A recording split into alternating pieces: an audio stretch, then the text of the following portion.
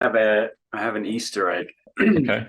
Long story short, so I did an ancestry DNA test 4 years ago. It was a gift. It wasn't something I would ever really recommend people do, give their DNA to some random company. But one of the things Ancestry has done in the subsequent years is as they continue to sequence more and more DNA, they like improve the DNA platform and show you more and more things about your DNA that they didn't know in 2020, but they do now. Something I discovered in my ancestry traits. I'll share my screen. And I think I'm interpreting this correctly, but it is suggesting that I have the ALDH2 gene mutation and would suffer from alcohol flush on this page. There's a white paper. Yeah. Self-reported flushing genotypes of ALDH2, ADH2, and ADH3, which is the same thing, I think, or at least very similar to what we were talking about last time. No, it's the exact same thing. Yeah. I saw it and was like, someone's pulling my leg. Like, no way, right? Like, it's funny because my wife says that she doesn't get hangovers and she doesn't get flush. And it's always funny when we go to weddings because she's the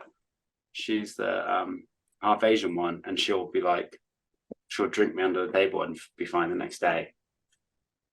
I'm renowned for being a lightweight and having horrific hangovers.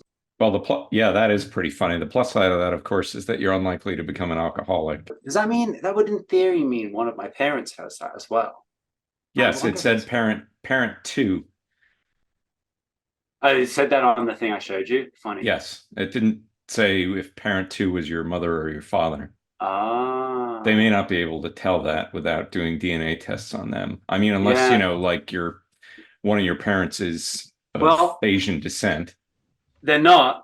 They're not. My mother is like Polish Ashkenazi, and my dad's like American Irish. But I would put it down on, funny enough, on my dad's side.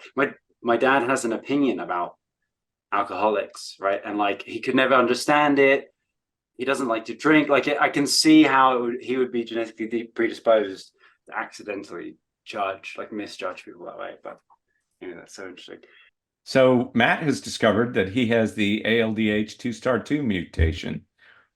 Is that why you needed that prebiotic to drink some alcohol? Well, I think it's correlated at least.